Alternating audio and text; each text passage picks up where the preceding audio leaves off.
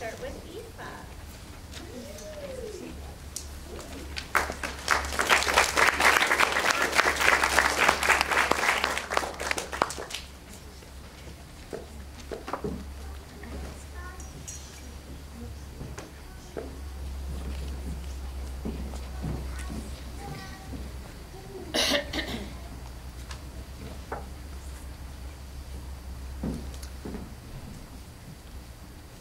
Soliloquy from Act 3, Scene 1 by William Shakespeare.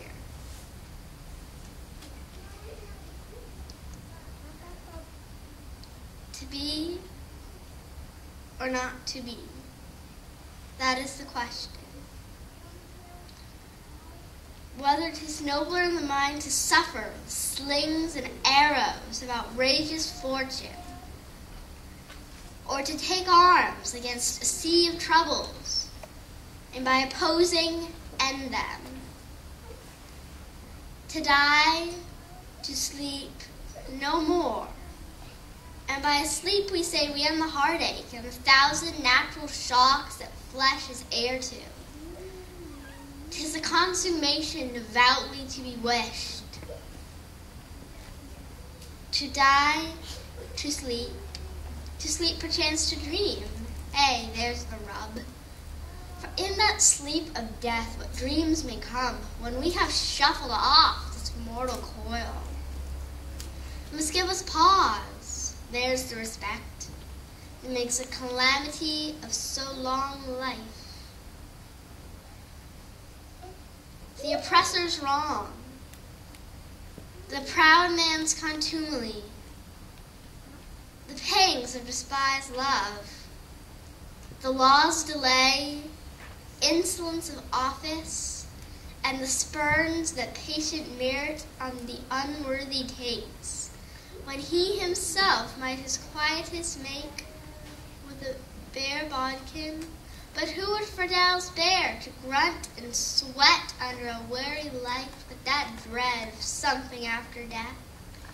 The undiscovered country from whose bourne no traveler returns puzzles the will, and makes us rather bear those ills we have, or fly to others that we know not of. This conscience does make cowards of us all, and thus the native hue of resolution is sicklied o'er with the pale cast of thought. And thus enterprises of great pith and moment with disregard their currents turn wry and lose the name of action.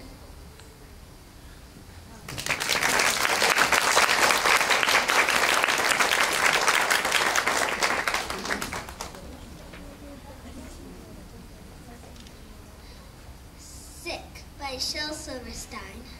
I cannot go to school today, said little Peggy Ann McKay. I have the measles and the mumps, a gash, a rash, and purple bumps. My mouth is wet, my throat is dry. I'm going blind in my right eye. My tonsils are as big as rocks. I've counted 16 chicken pox, and there's one more that's 17. And don't you think my face looks green?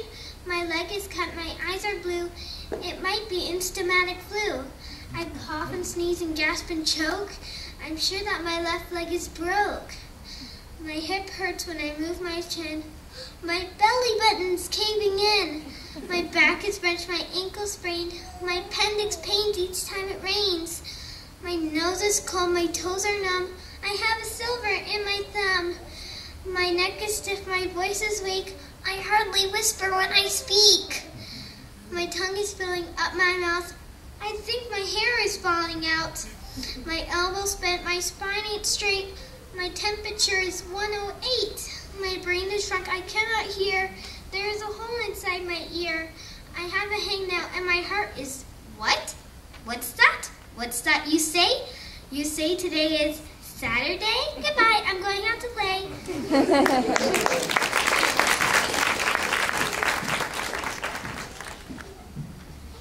My Family and Other Animals by Gerald Durrell.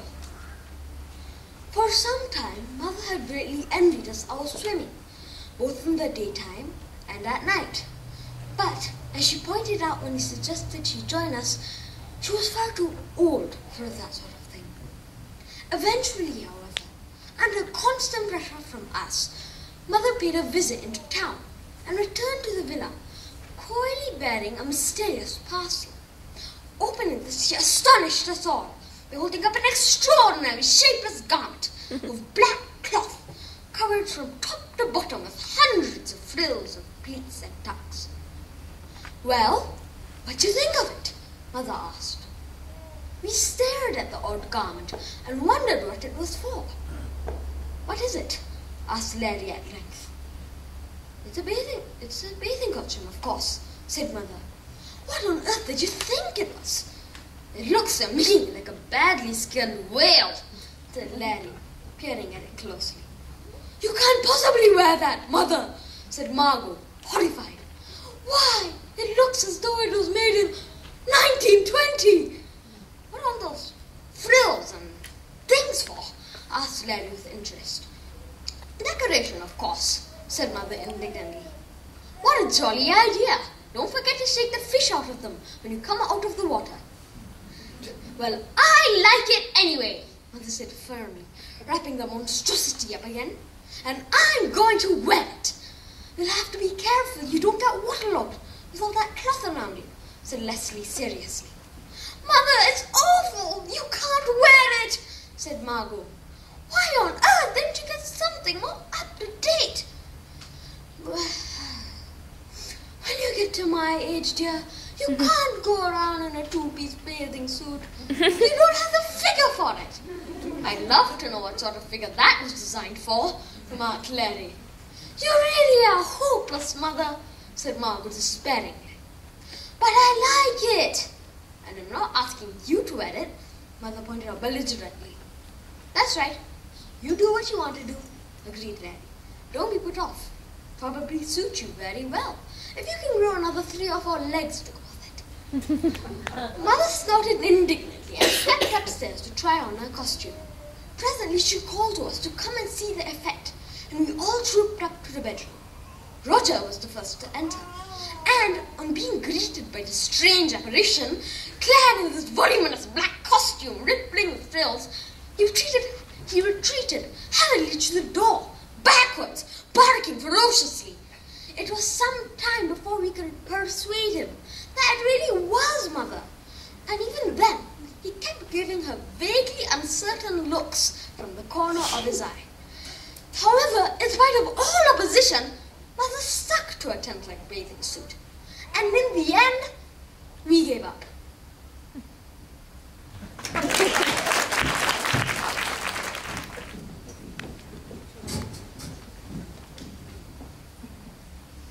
Honeybees by Paul Fleischman. Being a bee Is a joy.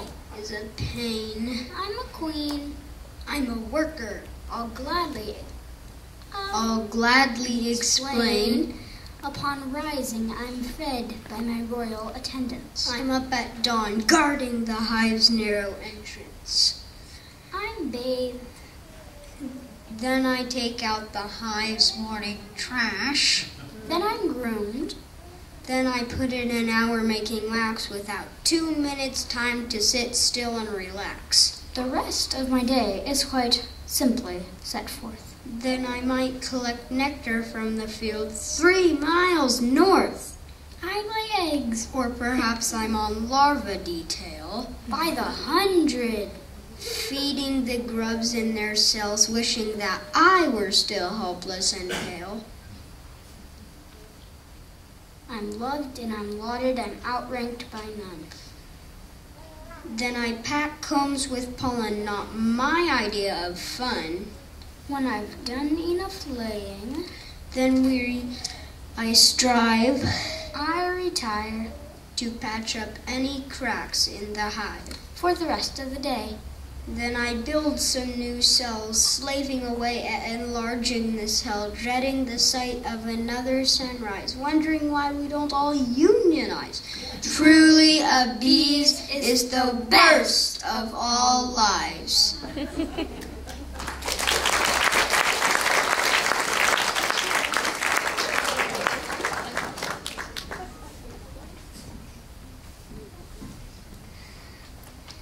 Snowman at Night by Carolyn Boehner. One wintry day I made a snowman, very round and tall. The next day when I saw him, he was not the same at all. His hat had slipped, his arms drooped down, he really looked a fright. It made me start to wonder, what do snowmen do at night? I think that snowmen start to slide when it gets really dark, off the lawn and down the street, right into the park. They gather in a circle while they wait for all the others, sipping ice-cold cocoa made by snowman mothers. Then the snowman games begin. They line up in their places, each one anxious for his turn in the snowman races. After everyone's had a turn at racing once or twice, they head on over to the pond to do skating tricks on ice. Then they all start giggling, and then they act like clowns. They bump into each other till they all fall down. They gather up their snowballs. The pitcher takes his aim. Then underneath the moonlit sky, they play a baseball game. No one knows just how it started, but soon it's quite a sight, with snowmen throwing snowballs and the world's best snowball fight. Then it's time for sledding. It's a wild ride down the hill. Woohoo! They yell. This is by far the snowman's biggest thrill. Then they're finally tuckered out and tired, so they slowly gather up their things and one by one they go. See if your snowman's grin is crooked or he's lost a little height, you'll know he's just been doing what snowmen do at night.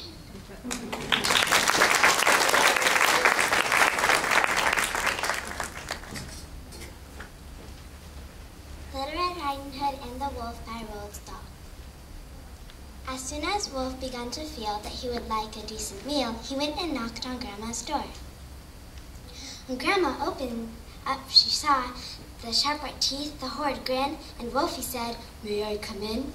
Poor Grandmama was terrified. "He's going to eat me up," she cried. And she was absolutely right. He ate her up in one big bite. But Grandmama was small and tough, and Wolfie wailed, "That's not enough. I haven't yet begun to feel that I have had a decent meal." He ran around the kitchen yelping, "I've got to have a second helping," then added with a fretful air, "I'm therefore going to wait right here till little Miss Red Riding Hood comes home from walking in the wood."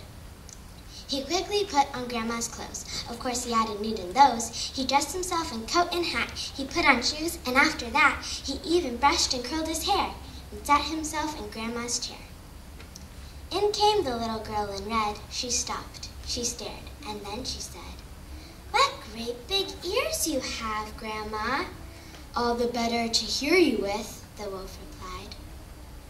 "What great big eyes you have, Grandma," said Little Red Riding Hood.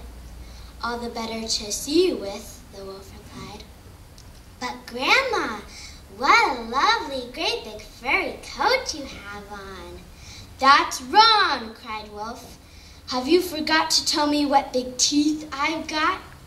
"Oh, no matter what you say, I'm going to eat you anyway." The small girl smiles. One eyelid flickers. She whips a pistol from her knickers. She aims it at the creature's head, and bang, bang, bang, she shoots him dead. A few weeks later, in the wood, I came across Miss Riding Hood. But what a change, no cloak of red, no silly hood upon her head. She said, "Hello, and do please note my lovely furry wolf skin coat."